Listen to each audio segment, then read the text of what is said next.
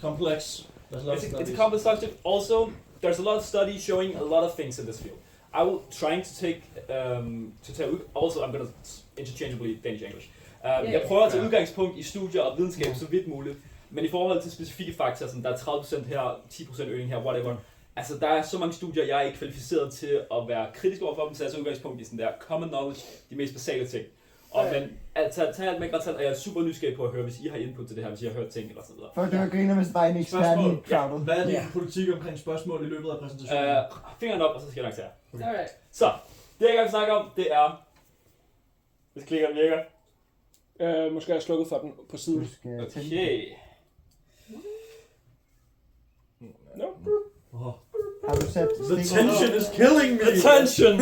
Det kan vi snakke om her. Det var My Little Pony. I want to talk about health span. Health span is the ability or the time that you live a healthy life. A lot of people, mange mennesker, de snakker om, når de snakker med om at leve sundt, så snakker de om longevity. De snakker om, jeg vil gerne leve flere år. Health span handler om at udnytte alle de år, du har. Det, som der er et rigtig stort problem lige nu, det er, at medicin og medicinsk kundskab, altså lægekundskab, det er med til at forsinke din død. Så når du først er i 80'erne, 90'erne, whatever de sidste 10 år af dit liv er, så kan de godt forlænge dit liv, men de kan ikke gøre det bedre.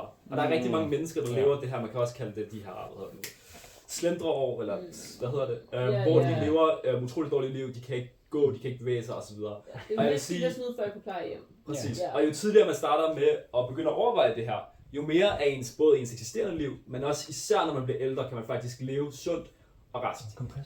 Så det som jeg vil sige, det er, der er nogle rigtig store, the big killers her. Det er altså Alzheimer's, det er cancer, det er hjertesygdomme, og så er det metabolic disorders, som er for eksempel diabetes osv. Og jeg vil sige, der er rigtig mange forskellige ting her, som der kan være med til at påvirke de her ting. Og det handler ikke kun om at være i live, det handler også om at leve godt. Så, vi tager en lille øvelse til at starte med, før jeg kommer for dybt ind i det her. Jeg skal lige pause mig selv. Og, så, I får lige sådan en blog her. Jeg har ikke nok blog, så jeg må lige deles. Jeg har bare lige rated Jonathans udstyr. Du mener, Jonathan har ikke nok blog? Jeg tager totalt ejerskab over Jonathans tekster her. Så I må gerne lige sådan her. Jeg elsker min blog og min guldpen. Godt, jeg lige har købt en ny blog. Jonathan. Det er perfekt, Jonathan. Det er som om, du havde planlagt det. Du har fået nogle nye pinde. Anden pille, tak. Ja. Du kan prøve med den her. Så det, som jeg gerne vil have, I skriver ned, bare lige de næste 2 minutter, det er nogle punkter. Hvad vil I gerne kunne, når I skal leve de sidste 10 år af jeres liv? Altså sige, I er gamle, og det er indtil I dør. Hvad vil I gerne kunne gøre med jeres kroppe? Både mentalt, fysisk, og også i forhold til altså udleve jeres personlighed. Altså sådan, man kalder det sådan the spirit. Nikolaj, Mikkel. Nikolaj. Ja. Skal vi tegne det, eller skal vi skrive det? Whatever you feel like. Og jeg vil sige, I kan ikke dele det bagefter, hvis I gerne vil dele det, så kan vi godt tage en runde, men I må gerne holde det personligt. Okay. Det er meget en øvelse for jer selv, det her, lad os sige. En personlig øvelse.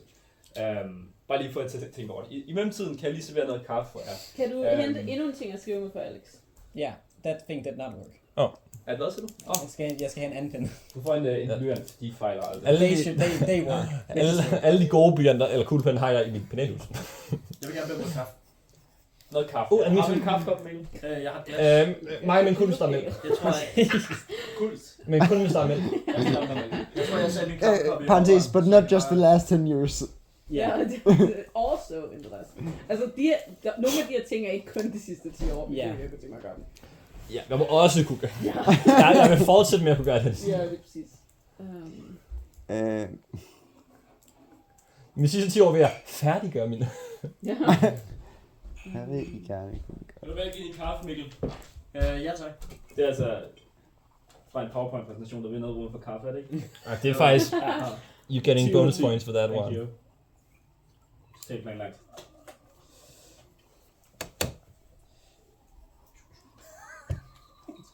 Thank you.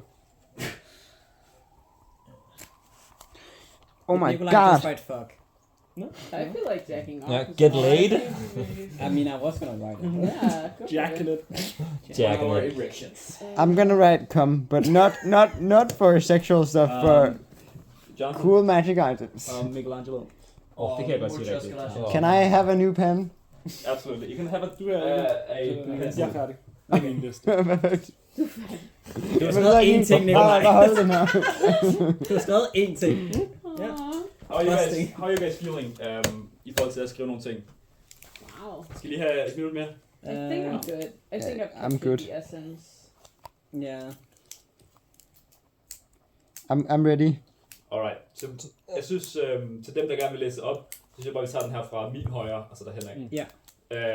Freja, har du lyst til at dele? Ja, jeg har skrevet spille den dag. Ja. Ja. Og så kunne jeg godt tænke mig stadig være i stand til at synge og læse, og selv kunne gå på toilettet, preferably. Fuck yeah. Og tale og skrive. Nice. Going to the toilet rules. Min første var også at spille D&D. Jeg kan også godt de tanker om, at jeg stadig kan gå ture og bare bevæge mig i det hele taget. Ja. At jeg ikke har brug for sådan andre folk til at køre mig rundt eller alt mulige ting. Er jeg stadig klar nok i hovedet til at lære omkring nye ting. And then I also wrote jacket because Yeah. that's important. Nice. Øh, Magnus. ja, jeg ved ikke, hvorfor jeg ikke value sådan noget at kunne se og snakke og høre. Fuck det. That's not important right now. Jeg skal bare lave hjemmelavet pasta, Nice. Very good. kunne kramme, Ja. That's good. og så kunne gå tur, kunne gå op ad trapper og tage offentlig transport. Så har jeg skrevet sexual pleasure og D&D. Nice. Very good. Good stuff. The two last acts. Jonathan. D&D. Ja. Nice. We all have our Fuck. priorities. Obvious, men også fordi, altså, også, hvis du kan spille D&D, så er du et rimelig godt sted sådan sundhedsmæssigt. Du kan rimelig mange ting, og du kan sådan tænke relativt klart. Relativt. Du kan tænke klart relativt, og du kan, ja, you know. Gå 10.000 skridt om dagen. That's a goal. Make PowerPoints. og altså sådan besøge venner og familie. Og sådan uden at være totalt afhængig af, at alle bærer dig rundt og sådan noget. Men altså sådan opretholde sociale forbindelser og relationer, ligesom uden at det er super besværligt. Ja. Meget lige det, som jeg skrev med, at du ikke rigtig skal have folk, der kører rundt med sådan, så kan jeg stadig godt se min søn eller hvad. Præcis. Men også, altså hvis du kan tage på offentlig transport, det er også lidt det, ikke? Altså sådan, så kan du besøge hvem du vil. Der skal du ikke være... Transport er tavlig over for gamle mennesker. Men det, du skal altså ikke køre bil, hvis du er gammel. Jeg siger det bare. Nå, nej. Der er ikke nogen måde at komme rundt på, hvis du er gammel. Nej, det er Nikolaj. Altså Nikolaj her er Mikkel. Jeg har skrevet backflip. Ja, følge. Nej. Du vil gerne lære det. That's how you wanna go down. Det jeg primært har tænkt på, har været det, der også er kommet op igen med, at jeg vil gerne kunne gøre noget som helst, uden at skulle få hjælp til alting. Det synes jeg er det hårdeste at se, når man har ældre familiemedlemmer. Det er, når de ikke er i stand til at gøre noget, uden der skal komme en sygeplejerske og tørre hjælp dem. The big one is again like you wrote shitting. That's Så snart Nikolaj lærer at lave backflip, så er det også i hans sidste 10 år. And he will do it once and that's how he Det er de sidste 30 sekunder. Ja, det er de sidste 30 Så sekunder. snart vi ser dig lave backflip, så sidder vi, oh shit. For mig der var det mere sådan, selv at gå på toilettet, det vil jeg gerne kunne, men det der med sådan, hvis jeg skal have hjælp til at få ryddet op derhjemme, eller sådan, at jeg ikke sådan, måske sidder jeg i kørestol, eller sådan, at det er faktisk okay nok for mig. Men jeg kan godt sige, at det er sådan, the dignity of it all is also still... I mean, jeg vil gerne have hjælp til at blive ryddet op derhjemme hele mit liv. Jeg lægger på noget Sorry, jeg har en mere. Sort bælte kan rette. Det kan du også lære, når du er 60. Du har det sådan gule bælte eller sådan noget? Jeg har det blå børnebælte. Nå, blå børnebælte. Jeg har også valgt blå bælte i at udfordre børn. Jeg har også valgt at illustrere mine tanker. For det første vil jeg gerne undgå smerter i livet. Ja, det er meget små illustrationer. Okay. Undgå smerter. Undgå smerter. Ja, det er en mand i smerter. Så det ikke er mig. have ondt hele tiden. Og jeg vil gerne ikke være sådan. Ja. Så vil jeg gerne forblive fit. Det har noget at gøre med den der evne til at klare sig selv. Jeg har ikke lyst til at føle, at jeg bliver svagelig og slidt ned med alderen. Og forblive nysgerrig. Det ligner, jeg har tegnet Mr. Loose. Ja, jeg læser det lige som forsvar for min vil gerne blive Jigsaw. Jeg håber, jeg ville have at kigge mig selv i spejlet og så se en person, der tror, han ved alt. Jeg vil rigtig, rigtig gerne. Det vil være så fedt at være gammel, men stadig bare have så meget liv, at man også har plads til at lære. Eller sådan. Det var nemlig også der jeg tænkte. Og det er netop det med både at have kroppen med, have hovedet med og have sjælen med, ikke? Ja. Og det synes jeg faktisk er nogle super... Hvad siger du? Altså jeg har ikke skrevet nogen specifikt noget, men det er en glad gammel mand det her. Der var et billede. Men jeg synes faktisk, fordi jeg tog det helt ned til det praktiske niveau og sagde lige præcis, det handler om værdighed de sidste 10 år af ens liv. Altså vi har, hvor mange liv, vi har levet 26 år i Jonas og vi ved i dag. Altså hvor mange af de år er været bevidste, 16 af dem måske, ikke også? Altså 10 år er lang tid, hvor man altså gerne vil kunne bære sine egne indkøbsposer fra supermarkedet til sin bil eller til sin bolig. Det er 10 år, hvor man kan tage offentlig eller privat transport for at besøge sine venner. Gå i bad, vask tøj, gå op ad trapper, lave mad, gøre rent, beværte sine venner, dyrke sine hobbyer. Altså det er meget af ens liv, som man kan få lov til at eksistere værdigt og selvstændigt og med sine venner. I'm getting all emotional over here. Yeah, that's also, I'm also emotional about this. It's an important thing actually. Because it's about our lives. Så hvordan kan man gøre det her? Hvad er det, vi skal til for, at vi kan øge vores health span? Altså hvor vi kan få lov til at leve sundere længere. Jeg vil sige, det biggest bang for buck, gode gener. Det kan vi ikke gøre noget ved. Fuck det ord. Og ved du hvad? Men der er 3 virkelig gode andre pointer, som er motion, ernæring og søvn. Søvn! Hell yeah! 2 out of 3, baby! Which jeg vil sige, you count? Exercise and sleep. Jeg vil sige, der er så mange fucking underlige sådan der metoder. Du skal til cold plunges, du skal have red light therapy, du skal spise ingefær 13 gange om dagen, du skal til der have himmelariske piksalt. Altså, jeg vil sige, der er virkelig mange, altså, der prøver at tjene penge på at øge jeres velfærd. Men de bedste løsninger, sådan som jeg har set, og sådan som jeg kan læse mig frem til, det er altså de her 3. Motion, ernæring og søvn. Og hvis man kan have dem med sig, så kan man virkelig øge både sin kvalitet af sit liv, men også hvor lang tid man kan opretholde en virkelig høj livskvalitet. Og jeg vil sige, at i en alder af 26, det er ikke for tidligt at starte. Det er ikke for sent at starte. Det er ikke for sent at starte. Det er, og jeg vil sige generelt set, studier viser, at det er aldrig for sent at starte. Der er vist med, jeg kommer ind, jeg kan sådan der krydre med lidt, sådan, hvad kan man sige, facts en gang imellem. Så jeg har en medicinstuderende, der også havde et kursus omkring det her, som jeg snakkede lidt med, og han viste et studie, der viste, at folk, der skulle til cancerbehandling, hvor de så gav dem en treatment, hvor man fik nogen til at træne 4 måneder op til cancerbehandlingen, havde en sådan noget, nu kan jeg ikke huske præcis, men det var sådan 20-30% bedre recovery efter. Det vil sige, altså kun 4 ugers træning, altså inden de skulle op til 4 uger? Ja, var nok til at øge deres recovery efter en behandling med altså betydelige procenter. Wow. Så altså, hvis man sådan går fra en stillesiddende livsstil til bare en betydeligt mere så hvis man træner op 4 måneder op til, så har man 100% chance for at træner i 4 måneder. Altså, nej, det er nok en aftagende. Hvis du træner op 8 måneder, så har du 200%. Jeg stager mig. Så er der 2 af mig. Det er bare fordi i forhold til det der med sådan, at det er aldrig for sent. Vores fars kæreste laver sådan noget, som hedder Tai Chi, hvor det er meget gamle mennesker. Qigong, som er meget sådan gamle mennesker, der bevæger sig, men det er også sådan både for børn og gamle mennesker. Og der har han nævnt igennem, at hun nævnt igennem ham, at mange gamle mennesker er rigtig glade, fordi de kan mærke det, at de kan bevæge sig mere bagefter, de har været i gang med det i bare 2 måneder. De er så glade for det. At de faktisk sådan kan strække deres arme helt ud og sådan noget. Det er virkelig sådan, at de får en mere livsglæde af det. Og det er ikke sådan noget sindssygt yoga-shit, det er legit bare sådan... Ja, bare bevæge sig, bare bruge sin krop. Ja, præcis. Og ikke bare sidde i en stol hele tiden. Sådan noget vand. Så vi kommer til at gennemgå motion, ernæring, søvn, og sådan der, the benefits, hvad det er, vi arbejder imod her. Motion først og fremmest. Vi vil gerne have VO2 max, vi vil gerne have muskelmasse, vi vil gerne undgå metabolic disorders, altså sådan der, have en sund fordøjelsessystem, kunne altså håndtere insulinniveauer osv. Vi vil gerne have et sundt hjerte. Træk, det var godt. Ha' en god puls. Hvad skriver du, Jonathan? Learning. No, they're flirting. Okay, you gotta present to the whole class. Kan du læse det højt, Nikolaj? Hey babe, wanna. Og så er der en yes, no, og så en right self option. What's the right self option? Det er bare sådan en plastisk. Det var blank. Damn. Her har vi bare lige et eksempel på, hvordan VO2 det stiger, altså drastisk med alderen. VO2 max, det vil sige, når I tager en indånding, der er en masse oxygen i den luft, I tager ind, hvor nemt kan jeres krop optage den ilt, som der er i luften. Det er opdyrket ved at lave altså sådan aerobisk motion, løbe, cykle, svømme, whatever. VO2 aftager allerede fra en alder af 30, vil jeg sige, begynder den at stige, eller falde ret drastisk, hvis man ikke bevæger sig.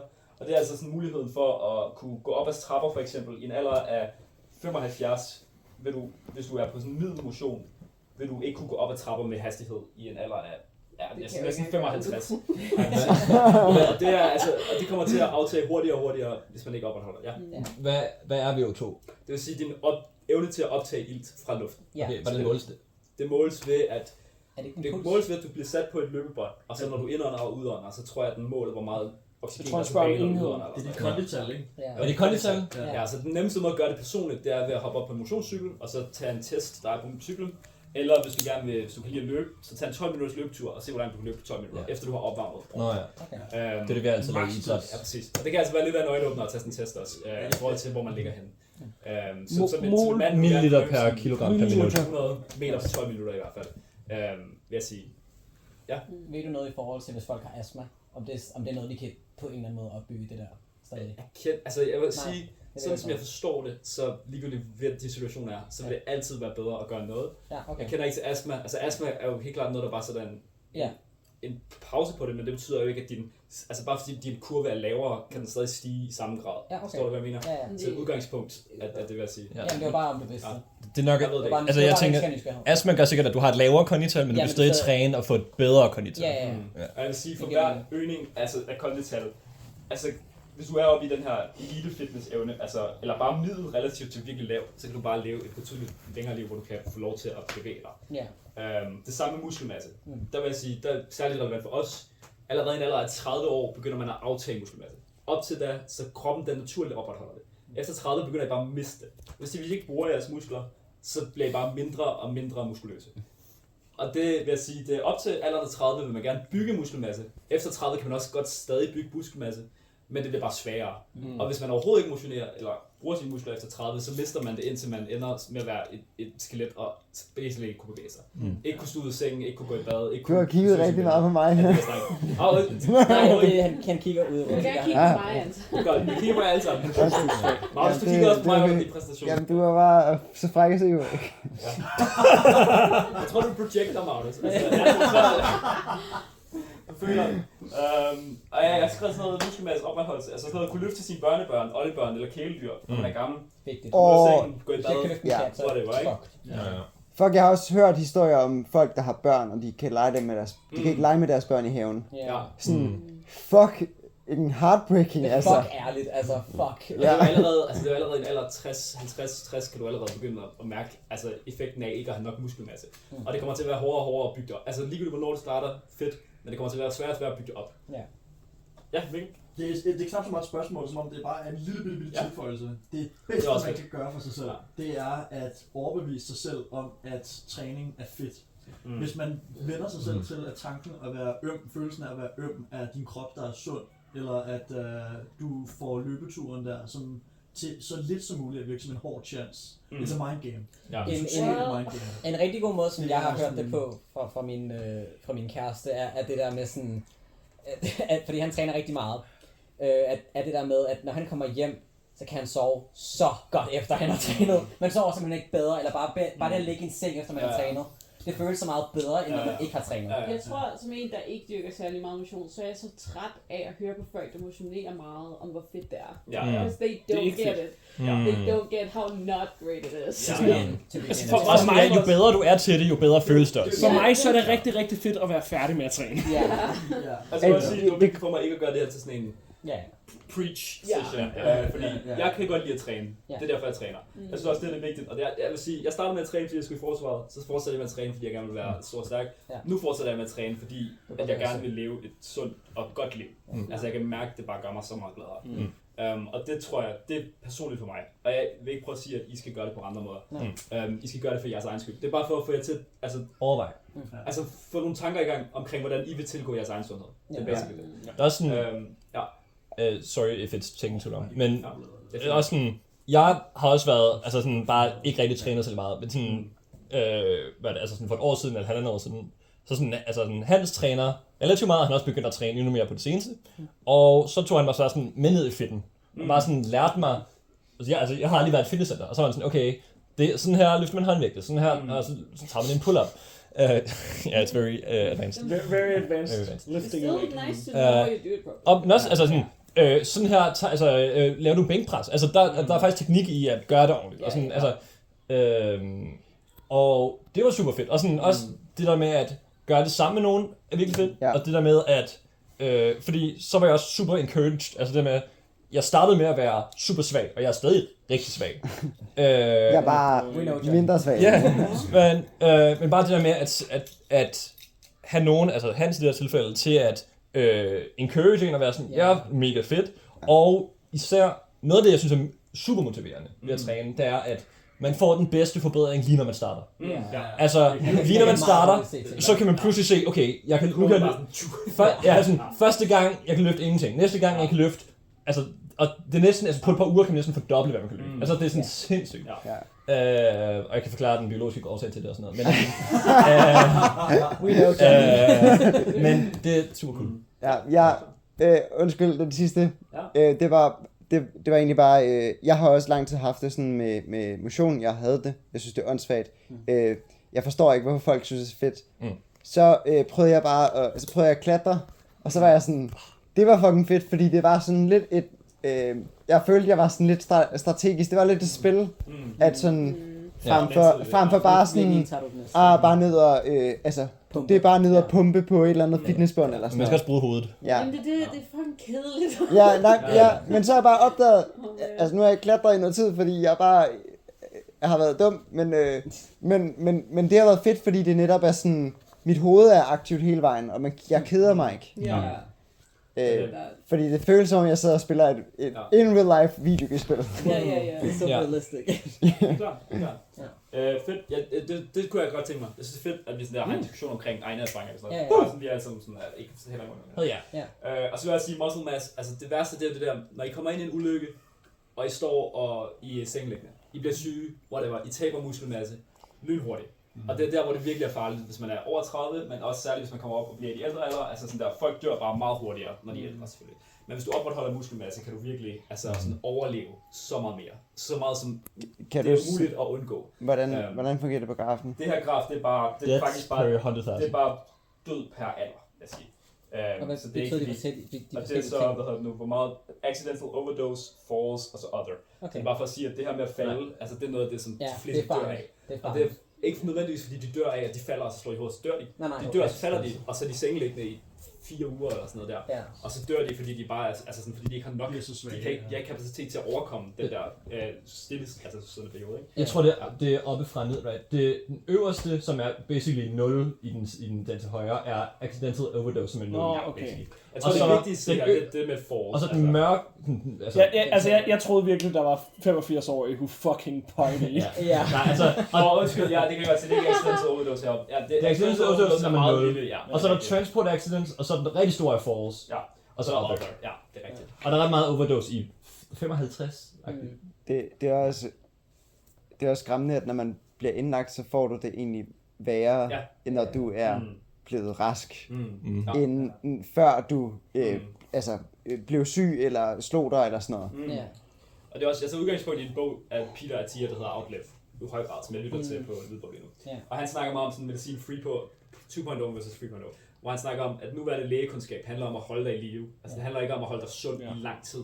Det handler om, når først du har fået diabetes, når først du har hjertesygdomme, når først du er kommet til skade, så prøver vi at holde dig i live eller fikse dig. Men det er sådan det der med at undgå det, er den bedste kur, man kan gøre.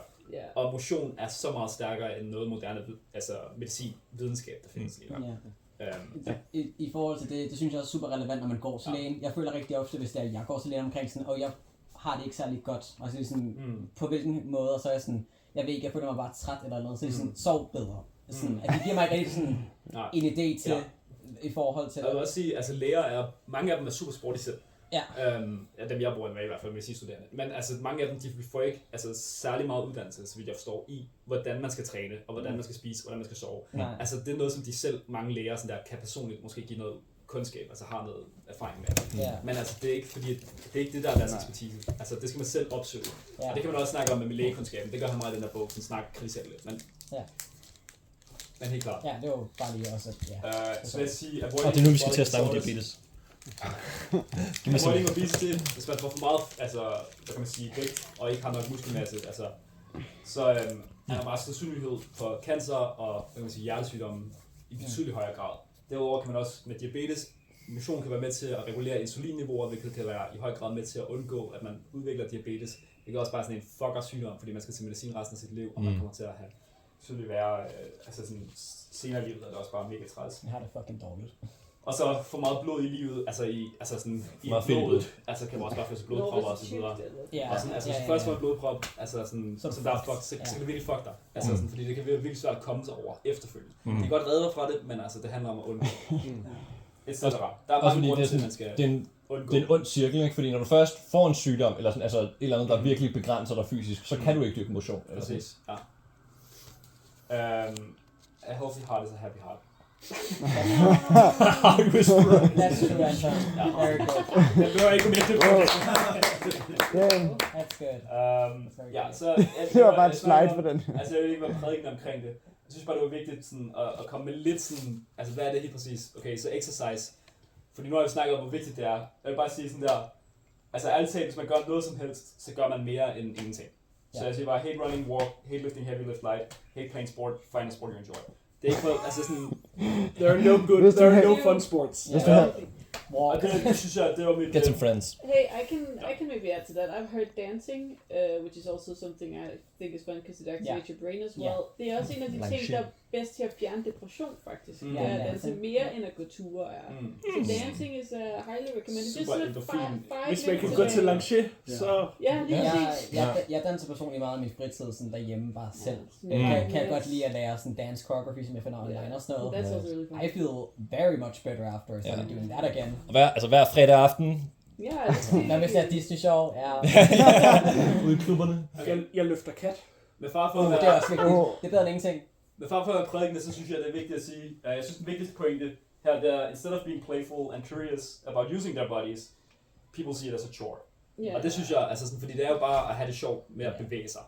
Altså det sådan, tror jeg er et godt... Men det, jeg er enig. Jeg er bare kommet på en folkeskole og sådan noget, hvor det er blevet sådan...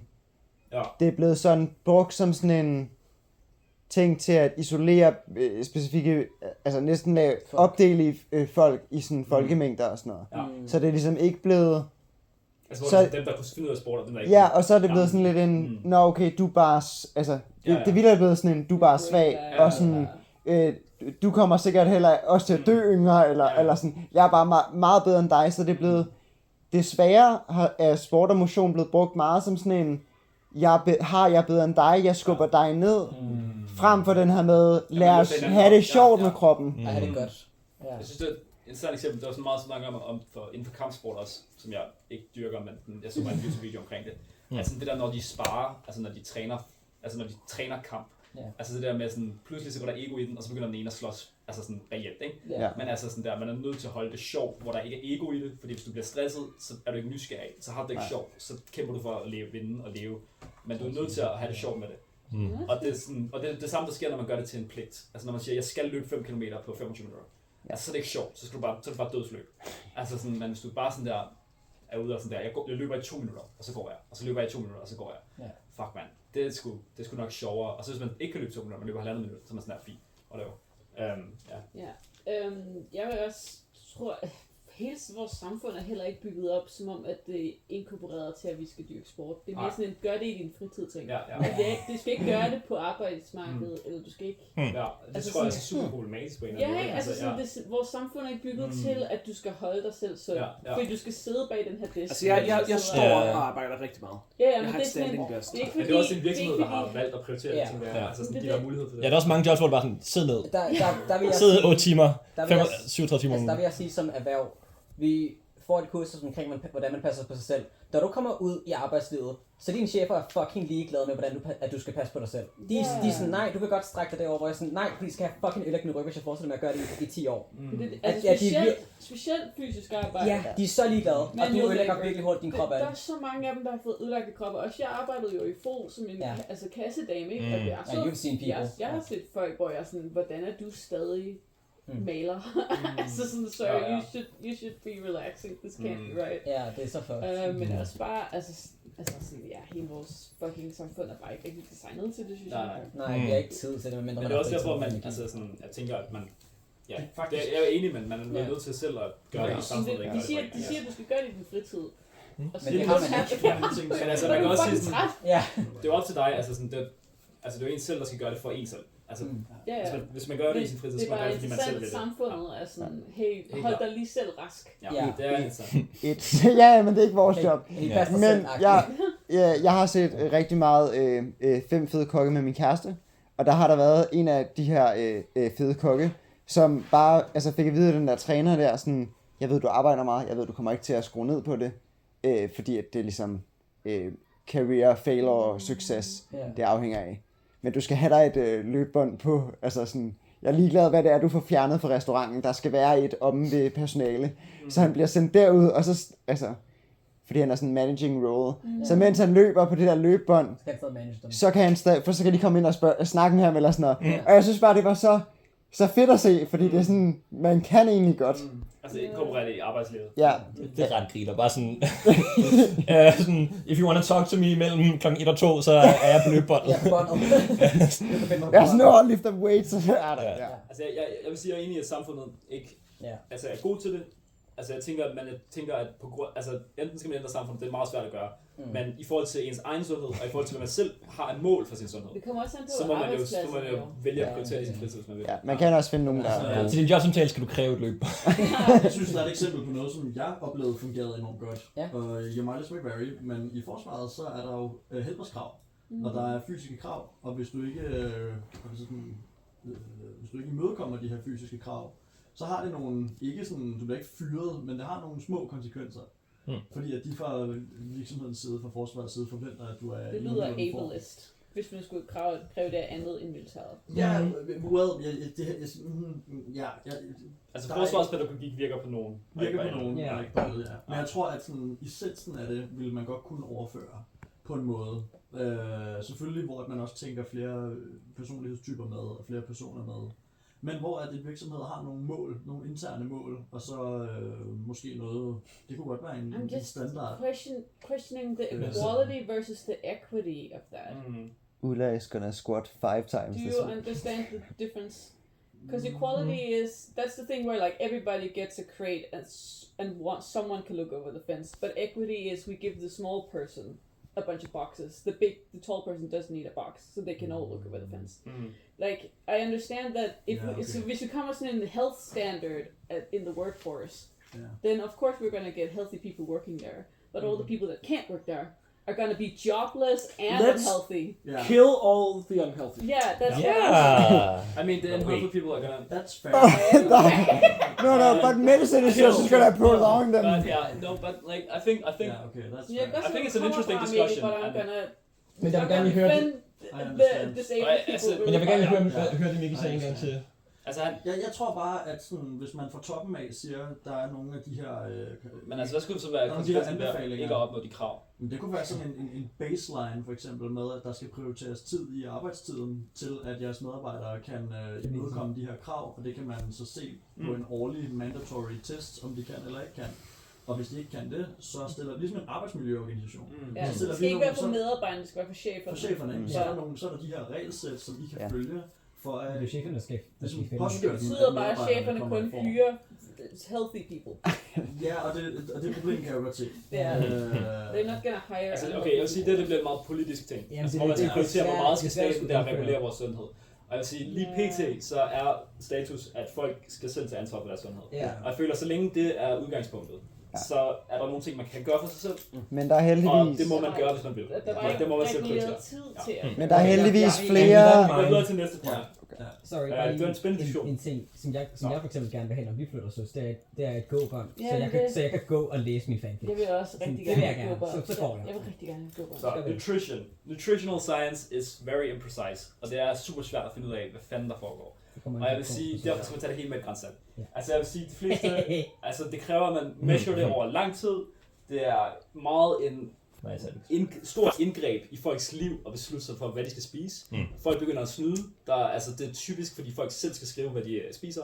Så kommer der social desirability bias, de har ikke lyst til at vise over for dem, der fører forskningsprojektet, og sige til dem sådan, jeg havde faktisk lige den her cheeseburger i går, så der totalt kunne sådan der skævvrede forsøget, og derfor så fucker det fuldstændig med det. Så de har folk vel også, de har spist en snack? Eller? Præcis. Og det typiske, altså den bedste måde at lave forsøg, det er sådan noget, altså experiments, hvor man sådan der deler dem ind, randomiserer dem, nogen for kontrol, nogen for treatment. Problemet det er bare, at det begynder at blive uetisk, hvis man skal over en, altså vi snakker flere år i periode. Du må kun spise Nutella. Du må kun spise Nutella, ja det er præcis. Det begynder at blive uetisk, fordi man der godt kan forestille sig, at der er nogle problemer der. Du må ikke kun spise sundt, altså det kan også påvirke livskvalitet, og det skal man altså øje for. Altså man skal også spise, hvad man vil, i en eller anden grad. Altså sådan, og jeg vil også sige, så det er ret set, næsten alle studier er baseret på observation. Altså man går ud, så kigger man på, hvad spiser du? Okay, du spiser sygt meget fisk. Lad os se, hvor gammel bliver du relativt til resten, altså sådan standardbefolkningen. Men betyder det, at er det fordi, de spiser fisk, eller er det på alle mulige andre grunde? Det ved man ikke. Er det genetisk, hvad er det, vi snakker om? Ja, lige præcis. Man kan ikke kontrollere for, hvad det er egentlig, der påvirker det. Intet er usundt. For meget af alt er usundt. Ja. Og det er derfor, at Sundhedsstyrelsen er ude at sige håndfulde, fordi en stor hånd kan klare mere end en lille hånd. Ja.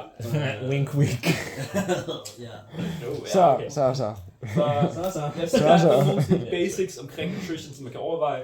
Indtag af kalorier. Altså, vi har snakket om calories in, calories out. Generelt set, hvis du tager flere kalorier, end hvad du forbrænder, så kommer du til at øge vægt, fordi kroppen optager det og laver det om, lagrer det som fedt. Hvis du tager færre kalorier ind, end du forbrænder, så vil du begynde at bruge dine fedtdepoter og tabe fedt. Basically. Very basic. How long you're doing it too. Very general. Ja, helt klart. Very generally. Men altså, det er over en længere periode. Og det vil jeg sige sådan generelt set, altså hvis man kigger på meget, meget overvægtige folk, så er det fordi, de spiser for mange kalorier relativt, hvad de forbrænder over en længere periode. Hvis du begynder at work out som en, der prøver at tabe dig, så efter noget tid, så vil din krop også begynde at vende sig til det, og så vil du ikke forbrænde lige så meget. Ja, altså, jeg tror, man vil forbrænde lige så meget, men man vil begynde at optage flere kalorier fra det mad, man spiser. Fordi kalorier, det her tror jeg, vi har snakket om før, at der de kalorier indtag, der du putter ind i munden, og så det kalorier, du faktisk får ud af den mad, du har puttet ind i munden. Og det vil jeg sige, og det er igen, altså det er super svært at præcis måle, det er også en pointe her, måle mængden af kalorier, du skal have for at opretholde din vægt versus at tage vægt på og tage vægt af. Altså jeg vil sige, du kan få en rough guideline, og jeg vil sige, du kan godt nogenlunde vide, hvor du er i kalorieunderskud og kalorieoverskud. Det vil jeg sige, det er der mange mennesker, der har lavet forsøg med sig selv, og det er jeg personligt overbevist om, at du kan godt spise overskud og underskud, og du kan godt måle det nogenlunde baseret på dit aktivitetsniveau. Men der er biologisk forskel, og man skal prøve trial and failure. Og det er altså over en par måneder kan man godt se resultater. Hvis ikke uger, hvis man har meget hæftig overskud/underskud. Jeg vil bare gerne pointere, at måden vi måler, hvor mange kalorier mad har, at vi har sat det ind i en kasse, hvor vi sætter ild til det, og så måler vi, hvor varmt det bliver. Og det synes jeg bare er sjovt. Ja, det er rigtig sjovt. Og enheden for en kalorie betyder også, at det er sådan den mængde energi, der skal til at varme en liter vand 1 grad op. Magnus, vil du sige noget? Ja, det var bare fordi du sagde biological, og så var jeg sådan, biology, that's me. Nej, det var bare fordi noget, der er også interessant ved sådan noget nutrition og sådan noget, det er, at der er gener, men der er også tarmfloren, som er fucking, altså, diverse, unique. Det er, altså, den er vildere end et fingeraftryk, eller sådan, fordi at den påvirker også mental trivsel, den påvirker, altså, everything. Og hvad du spiser, kopierer man dig, sender et andet sted i verden, eller andre oplevelser, eller sådan noget, andre mønstre, og I æder præcis det samme, you're gonna look different, eller sådan, kroppen kommer til at reagere forskelligt på det. Så det er også virkelig svært ved sådan nutrition at lave studier på det, fordi du har ikke, altså, der er enorm varians i hver forsøgsperson. Udover det der med cheating og bare genetics og sådan noget. Fordi der er jo vitterligt også folk, eller sådan, som ikke kan tåle, mælk, eller, because they're, or alcohol. Ja, helt klart. Det er sådan nogle ting. Og det, så det er super svært. But it's very spændende. Nogle meget basics it is very interesting. Altså det er også, sådan pointen her er også bare at lave nogle basics omkring det. Kalorier, indtag, det er vigtigt for at undgå at blive totalt overvægtig, hvis det er, altså fordi det kan føre til mange sundheder, som vi snakker om. Derudover strukturering af diæt, altså protein, fedt, kulhydrater. Protein super vigtigt for at opretholde, men også opbygge muskelmasse. Der er virkelig mange mennesker, der spiser alt for lidt protein og taber muskelmasse på grund af det. Og det er også vigtigt, når I bliver ældre, som sagt 30 år plus, så begynder I altså tabe protein. Jeg tror ikke, jeg har skrevet det her. Cirka 0,8 til 1,6 gram protein er anbefalet, afhængigt af, hvor meget du træner osv. Det ved jeg ikke, hvad betyder. Det vil sige, per kilo kropsvægt. Så hvis du vejer Jeg vejer 86 kilo, så jeg vil gerne spise sådan der 130 gram protein, fordi jeg også træner meget og prøver Om dagen. Om dagen, Okay. fordi jeg gerne prøver at opbygge muskler. Og det er faktisk fucking meget protein. Det er en proteinshake, det er proteinholdigt morgenmad, proteinholdigt aftensmad osv. Jeg kan mærke, at Magnus brænder ind med et eller andet her. Jeg er fucking sur over den der bølge af protein, der er. Fordi at det er bare sådan, hvis man sådan søger efter proteinholdige ting, eller sådan, så er det bare hele den her bølge af pulver og shakes og sådan noget, hvor sådan i princippet, det kommer fra en sådan ernæringsuddannet ekspert, ikke? Som siger, at rigtig mange af dem der, du kan købe, som er sådan efter workout til ligesom, og sådan, du kan lige så godt købe en liter kakao. Ja. Eller sådan, fordi at noget af... Altså hvad vil du sige, hvorfor, altså i hvilken forstand? Jamen, fordi at der er også, nej, du kan vitterligt også bare drikke kakao, fordi der er også lige så meget protein i, som du har brug for. Ja, og lige efter en workout, det var i hvert fald dem, der sagde, der har kroppen også brug for, okay, så der er det her argument for, at hvis du lige efter en workout drikker protein, så optager kroppen protein bedre. Og der siger du, at mængden af protein i kakao har en lige så stærk effekt i forhold til den der umiddelbare optagelse efter en træning. Det er egentlig bare den der lidt, hvad det hedder, forgudelse af protein shakes og sådan nogle ting. Også fordi det lidt fjerner fokus fra fordi jeg er også lidt mere sådan processed. Jeg tror ikke, at processed er vejen frem. Fordi vi har egentlig også enormt meget i just the food that you can buy and make your own. Okay. Men det er bare sådan en bølge af processed proteins-agtigt. Okay, jeg vil gerne svare, før jeg tager en anden. Ja, det må du gerne. Jeg er enig, eller jeg er sådan delvis enig, fordi jeg synes, det er virkelig vigtigt at have en god, solid diæt. Særligt også på grund af tarmflora og så videre. Jeg synes, proteintilskud skal være et tilskud. Altså, jeg synes ikke, det er fejlagtigt at tage en proteinshake dagligt, for eksempel, eller spise en proteinbar, for at komme op, når man allerede er på de der 100 gram i sin daglige diæt, lige komme op på 130-140. Det er sådan noget, det er det, jeg gør. Fordi hvis jeg skulle spise protein nok til at opnå mine sundhedsmål med at opbygge muskelmasse, så ville det være svært for mig at spise noget andet nærmest, og få nok kulhydrater og så videre, hvis jeg skulle gøre det uden at få en proteinshake dagligt. Og jeg vil sige, selv hvis jeg cutter den proteinshake ud af mit liv, så vil jeg stadig have nok protein i min diæt. Og jeg vil sige, den her processed food ting, værd at kigge på. Jeg synes, det er svært, fordi jeg synes, der er meget forskel på, hvad processed betyder. Og jeg vil sige, der er nogle process, hvor det bare bliver pumpet fuld af alt muligt shit, og så er der også process, hvor det bare er råvarer, der bliver lavet om til samme råvarer, bare i pulverform eller whatever. It was not targeted you, it was just, yes. Nej, det er undskyld, jeg tror det heller ikke personligt. Jeg synes, det er virkelig spændende.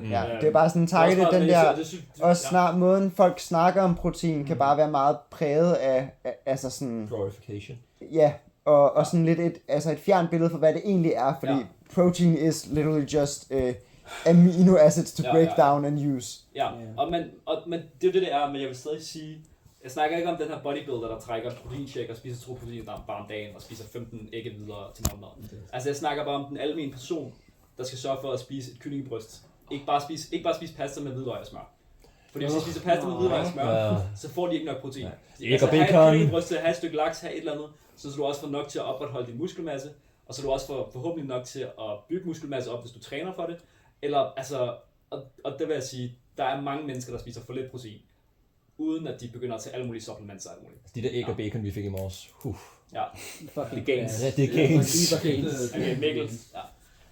Jeg vil sige, at hele den der tilskudsvinkel der er virkelig også, jeg føler, det er den, man ser mere generelt. Jeg løber meget sjældent ind i folk, der oprigtigt tror, at proteinshake er nok til at nå proteinindtag og vokse og sådan noget der. Så sådan der, jeg tror, at jeg fik på et tidspunkt mest sådan intense træningsprogram, jeg nogensinde har været på. Jeg skulle tage 2,5 gram protein per kilo kropsvægt i periode. Det er fucking meget. 2,5? Wow. Det var også uden for hvad sundheds, altså sådan... Det er sådan lidt dobbelt. Det var insane. Og det var noget, som jeg fik at vide af en personlig træner, som jeg antog vidste noget om. Men det havde jeg aldrig nogensinde kunne gøre uden supplementer. Altså, jeg var nødt til at tage 3 scoops om dagen sammen ved siden af en meget proteinholdig kost. Og det var også det, hvor man, altså der vil jeg også sige, jeg vil gerne vende tilbage til min disclaimer i starten. Det er super komplekst, og der er virkelig meget sådan underlig science omkring det her. Der er virkelig mange sådan idéer omkring det. Og sådan det, Jeg ved ikke, om du er enig i det her, Magnus, men sådan helt på et basic niveau, så er det vigtigt at få nok protein. I agree. Okay, godt nok. Så ved jeg om det i hvert fald. Og det tror jeg, der er mange, der ikke gør. Når du siger, at man skal få nok protein, så per definition har du ret. Jeg tror, okay. Nej, men jeg er enig. Det var, ja. Det var ikke fordi, det skulle være en diskussion. Jeg prøver også at holde mig neutral. Jeg prøver ikke at være sådan en diskussionsfælder. Jeg synes, man skal have for nok protein, fedt og sukker. Jeg synes, man skal have mere sund fornuft. Man skal have nok sundt. Okay, anyways, let's go. Fedt. Det er godt med noget sundt fedt i forhold til at opretholde forskellige funktioner, både hjernen og led og så videre. Generelt set undgå sådan noget, fucking lortefedt, fordi for meget af det kommer bare til at sætte sig, og det er bare tomme kalorier. Kulhydrater, sukker, det smager fucking godt, og det er det, vi evolutionært bygget til at æde. Det er sådan der. Smør er ikke godt for dig. Det fucker sygt meget med dit blodsukker, hvis du spiser for meget sukker. Det kan føre til diabetes, det kan også bare føre til sådan svingning af energi. Det kan også bare påvirke din søvn, din træning, din livsstil generelt. Det er ikke usundt. Pas på meget af det. Godt. Jeg vil sige, nutrition made simple. Jeg vil bare sige, add the good stuff. Altså seriøst, fordi jeg vil sige, i forhold til, jeg har skrevet her, så det som Sundhedsstyrelsen siger, og forskellige frugter og grøntsager. Jeg vil sige, det første det er macros, det er hvordan du fordeler din protein, kulhydrat, fedt, og så det andet det er sådan noget micros, det vil sige, at du får nok vitaminer og mineraler og så videre, som du gør ved at have en generelt varieret kost. Og jeg vil sige, hvis man spiser 2 stykker frugt og et par grøntsager om dagen, man spiser nok protein, man sørger for at få nogle fibre og sådan der opretholder en stærk, sund tarmflora, altså så man også spiser noget slik, og man så også drikker sodavand, og man så også gør det her. Altså sådan, så længe du har, hvad du skal bruge for at opretholde din sådan basic funktion, opretholde din muskelmasse, opretholde dit energiniveau, og opretholde sådan dine blodniveauer af forskellige sådan noget jern og vitaminer og så videre. Altså, jeg ved ikke om vitaminer så er det men anyways, så er du på en rimelig god kurs, og så kan du også bare spise snacks, og det gør de fleste jo. Der er jo ikke, altså det er jo meget, meget få mennesker, der har den der super specifikke, altså indskrænkede diæt, og det er jo de færreste, der kan holde det resten af deres liv. I don't reward myself with food. Ja, hvor man er sikker. Ja. Det meste af hvad du spiser, har du i blodet, fordi det skal rundt til kroppen. Ja. Så længe man spiser godt, så kan man også spise godt, uden at det bliver usundt. Sleep. Yes! Yeah! Woo! Something fun. Oh my god. Det er nok noget af det mest vigtigste, vi gør for vores kognitive og fysiske helbred. Altså det er forbundet med Alzheimer's, vi gør det en tredjedel af vores liv, og ja, jeg vil sige generelt set, sørg for at sove ordentligt. Der er 3 typer af søvn. Light deeps or REM. Jeg tror, dyb søvn. jeg er så forvirret over, just sleep well, sådan, how? Ja. Så jeg vil sige, okay, stop det vil doing a bad job. Yeah. Stop, get good, just det var faktisk derfor, jeg havde det her. get a bonus to your sleep score. Når du sover, så let søvn, det er der, hvor du sådan der bærligt sover. Dyb søvn, der sover du meget tungere, hvor din krop er meget mere effektiv til at genopbygge dine muskler og så videre. Og den kommer generelt set af at sove længere og mere stabilt. Hvis du kan sove REM-søvn, det er der, hvor din hjerne begynder at overarbejde fuldstændig og processe alle de billeder og indtryk, du har fået i løbet af dagen. Det er super vigtigt for dit kognitive helbred, det er også super vigtigt for din koncentrationsevne osv. Og jeg vil sige, de her ting, de kommer af, både dyb søvn og REM-søvn, kommer af at sove sundt, altså sove lang tid nok, men også at sove altså uden afbrydelser. Og jo længere du sover dybt, jo nemmere har du ved at indtræde de her stadier med deep og REM-søvn, hvilket er afgørende for, at du faktisk får nok ud af din søvn. Det er sådan noget, som jeg ligger vågen om natten over, fordi jeg fucking sover af helvede. Ironisk. Ja, metaforisk ligger jeg rundt omkring den, men jeg ligger så også vågen om natten, hvilket er noget lort. Chris? Er REM-søvn ikke sådan... Det er ikke helt dyb søvn, eller er det ikke mellem light og deep sleep? Og is REM-søvn like... Altså jeg vil sige, det kommer... Altså dyb søvn får man til at tænke, som om det kommer senere, men REM-søvn kommer af at sove længere, altså mere stabilt. Altså du falder ind i light sleep, så går du ned i deep sleep, og så kommer der noget REM sleep. Så stadiet før REM sleep er deep sleep. Okay. Ja. Så om det er dybdemæssigt, det er faktisk, altså sådan, hvis det er, du bliver vækket af en alarm midt i REM eller deep sleep, især REM, så er du fucked. Altså så vågner du op, og så er du bare sådan fucking, altså groggy. Vågner du under light sleep af en alarm, det er også typisk, at man vågner af sig selv. Men så er det sådan, så er det nemmere at komme ud af sengen og sådan komme, fordi du er fine. Altså du er klar, det er light sleep, man er klar til at vågne, så hvis det er, at man også skal planlægge naps eller sengetider eller sådan noget for sig selv eller sine børn og sådan noget, it's worth considering their sleep schedule. Andet end bare at sige, de skal i seng på det her tidspunkt, når de skal... Ja, nice. Mikkel? Jeg har læst en hel del om det her, jeg synes det er super spændende. Så sådan der, vi har alle sammen den samme søvncyklus. Vi går fra let til dyb til REM, og i REM er det også der, hvor at vores kroppe bliver paralyseret. Der er det her, jeg ved ikke om det er hormon eller hvad det er, som der basically sådan slukker for hjernens connection til musklerne. Så hvis man nogensinde har hørt om søvnparalyse, så er det også fordi, at vores hjerne netop er komplet overarbejdet, og vores krop er lam. Så hvis at du når ved bevidsthed under REM-søvn, og ligesom er vågen, så er det der, hvor du begynder at hallucinere helt vildt, fordi din hjerne, den pulser derude.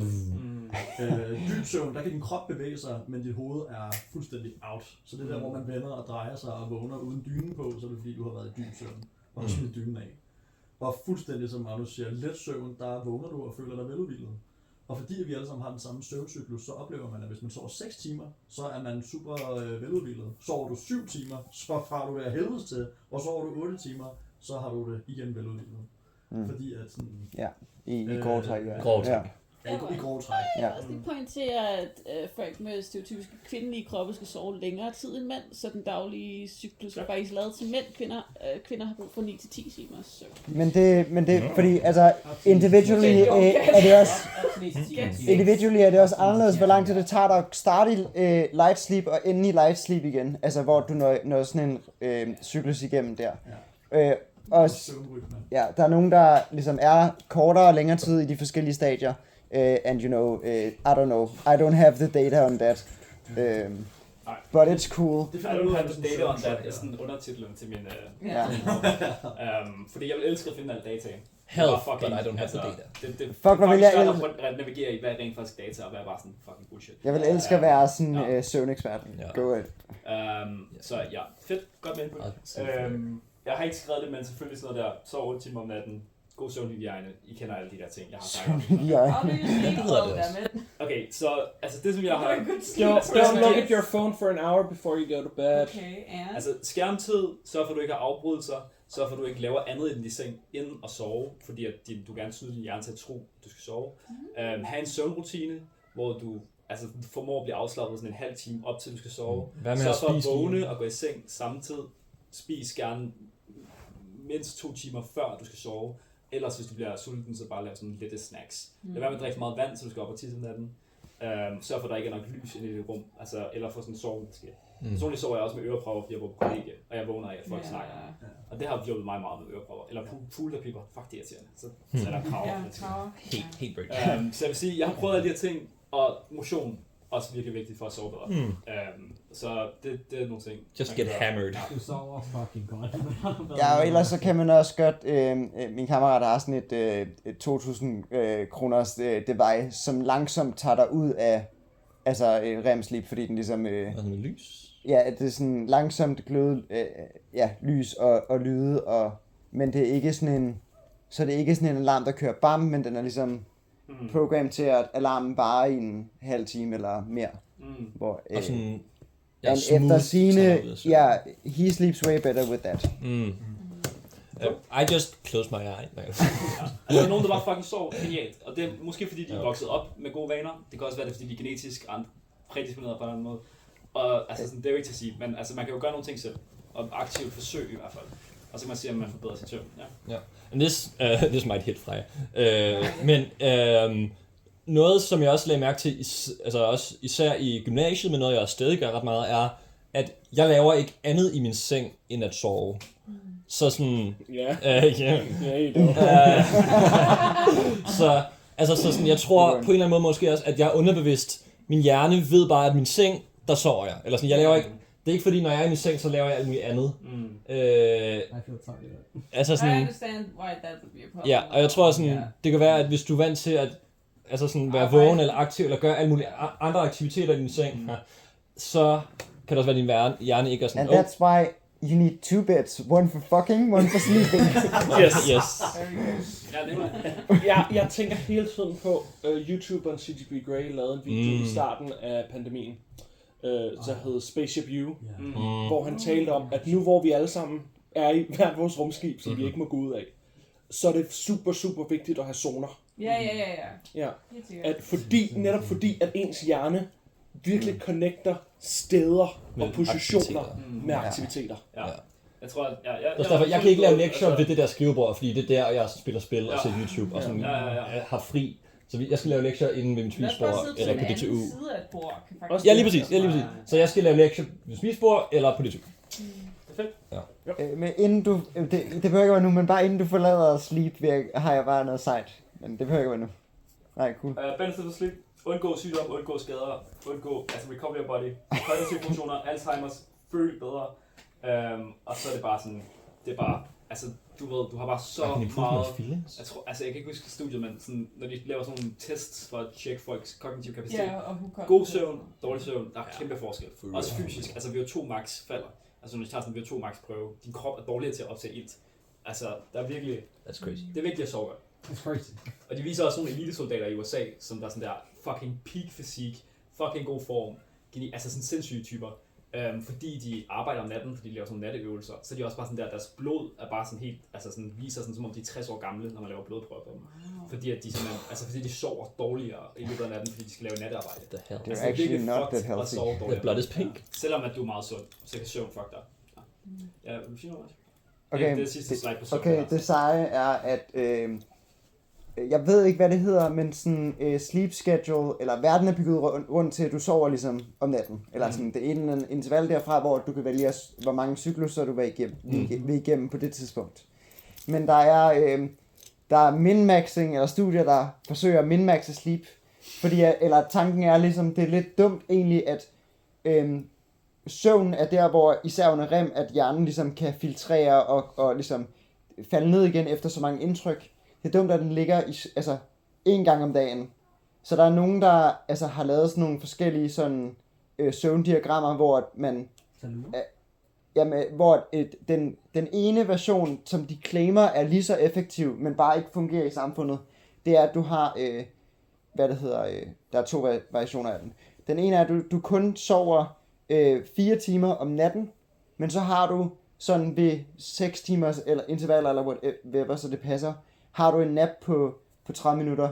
Altså polydistribueret søvn. Ja.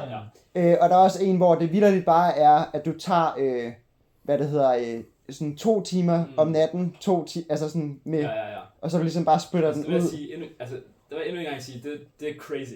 Jamen det er det jo. Og det kan godt virke, men generelt set, 8 timer søvn er nok sådan, det er anbefalet.